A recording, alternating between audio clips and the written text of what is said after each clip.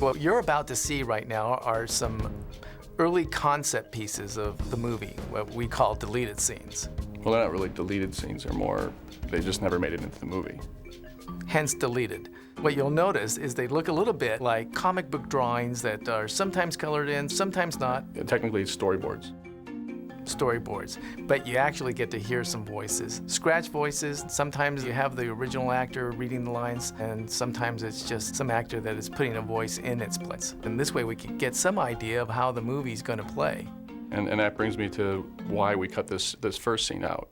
Rafiki was our narrator. He was our sort of the way to set up the first movie for the audience.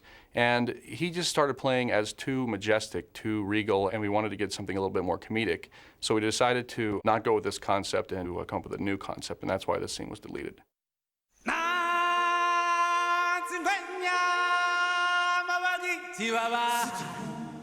Now these are reminiscent of Rafiki's Simba drawing, and these are just all the other animals on the way to the circle of life.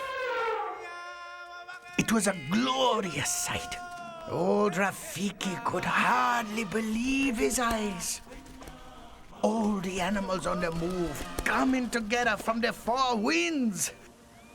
Who could forget a day like that? Everybody came to celebrate the birth of Simba, Mufasa's boy. You see, it was the circle alive. What? What's that you say? Oh, ho, ho. You've heard all this before, yeah? You think you know this story? You don't know the half of it. So here's another version of the opening that we tried that we thought was gonna be funnier. But actually, it was funnier, but what happened is it got too complicated, so we abandoned this idea also, and then we ended up going on with the silhouettes. Here we are with the first scene from Lion King 1, only what we did is extended it, and we have more of the animals. And there's Rafiki's tree. We then cut into the inside of Rafiki's tree, and we see the old drawing that Rafiki did of Simba. And the famous Simba drawing sets up his tree. And here we are, inside of Rafiki's tree. This was a device to sort of set up the first movie and explain how Timon and Pumbaa fit in. And they're up there in Rafiki's tree looking at Rafiki's masterpiece of the first movie, and here we go. I gotta tell you, Timon, that song always gets me right here. Really brings back the memories, doesn't it, Pumbaa? Yeah. Oh, look, it's the presentation of baby Simba. Oh, wasn't he cute? Yeah, and here he is with his... Hey, where's his wacky and irresistible sidekicks? That's us.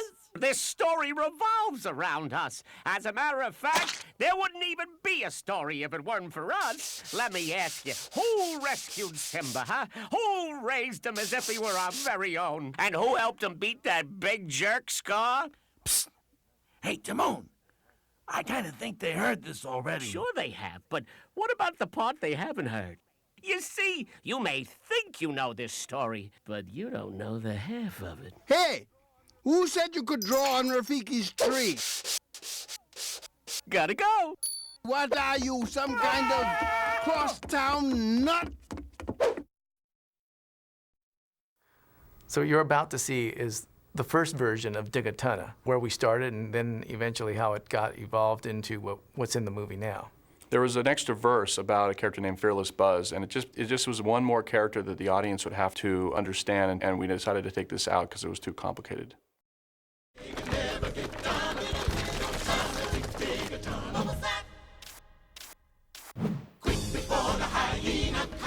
Sing the ballad of Fearless Buzz. Bravest meerkat there ever was. Said no meerkat should have to hide. Wiped his paws off and went outside. Fought a fearsome hyena back. Beat him till he was blue and black. But forgot hyenas roaming the pack. Meerkat brave equals meerkat snack. Dig a ton, dig a ton, dig a ton, dig a ton, you dig a big a ton, dig a little ton, dig a ton. What was that?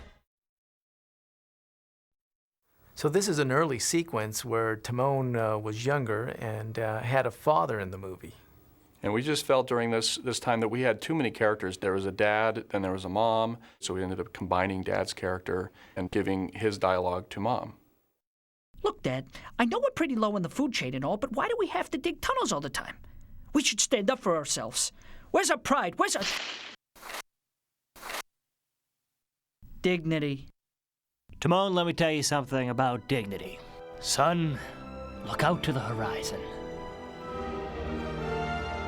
Everything the light touches belongs to someone else.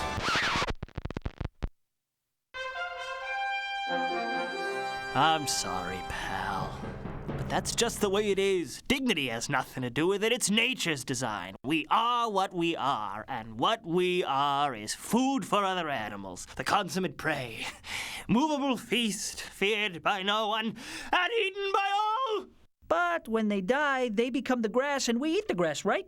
Not exactly. We can't digest grass. We have sensitive stomachs. You see, Dad? That's what I'm talking about. Why not find a better life? Maybe there's a place out there with no hyenas. A place where we don't have to run or dig tunnels. Timon. This is our home, and I'm proud of those tunnels. Your mother and I dig those tunnels to keep you safe. We dig those tunnels because we love you. You dig tunnels because you're just afraid of everything.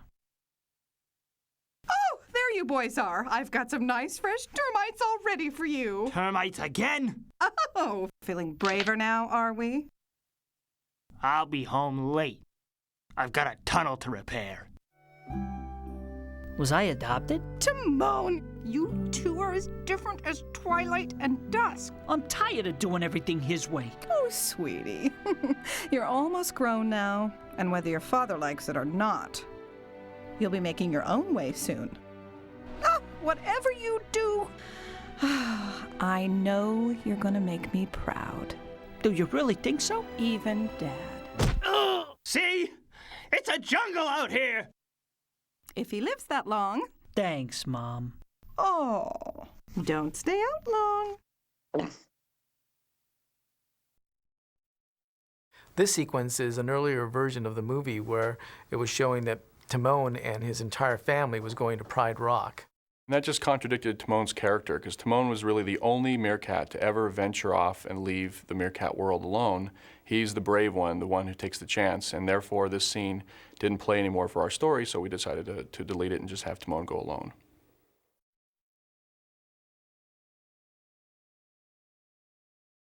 Hey, I can see it. We're almost there. No, we're here. But the Lion King is there. We gotta get closer. This looks like a safe spot. Look at that view.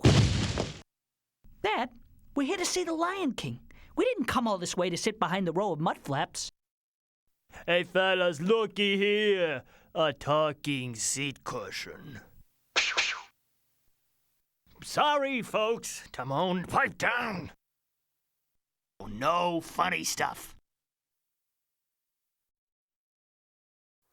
This is an early version of the sequence where Timon is setting up the I Want, the All I Need song that's in the movie now.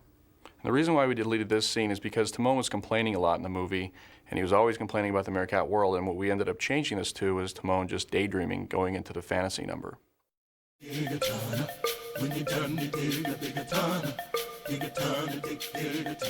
Scurry, flinch, sniff. Scurry, flinch, sniff.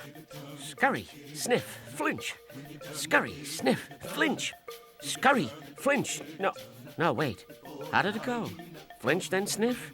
Or scratch and sniff? And where does the scurrying come in? I've never scurried.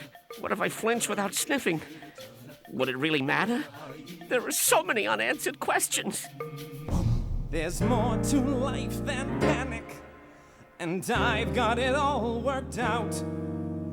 We may be delicious organic, but so is a cabbage or sprout.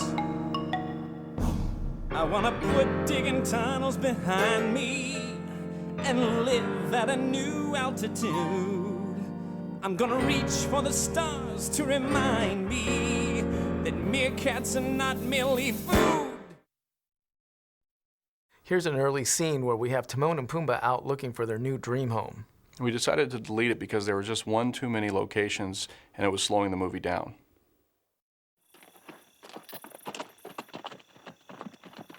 You know, Timon, I once came across a place that might be just what you're looking for. Spectacular waterfalls, set in a lush tropical oasis. A scrumptious array of succulent bugs under every log. There's plenty to eat, and nobody trying to eat you. Hey, forget it, Pumbaa. I'm a realist, and I'm not gonna go chasing after some fantasy. The 60s were good to you, huh, pal? Just do exactly what the magic blue-faced monkey said, and everything will be just gravy. But if you always go beyond what you see, how do you know when you're there? We're there. This is a lovely spot. Lovely, rustic, picturesque. See, Pumbaa, your problem is you gotta learn to think like me. You look around and see nothing but overgrown weeds. I see a cozy little hammock. You see a puddle of mud. I see a reflecting pool. You see an enormous paw print. I see an enormous paw print. You...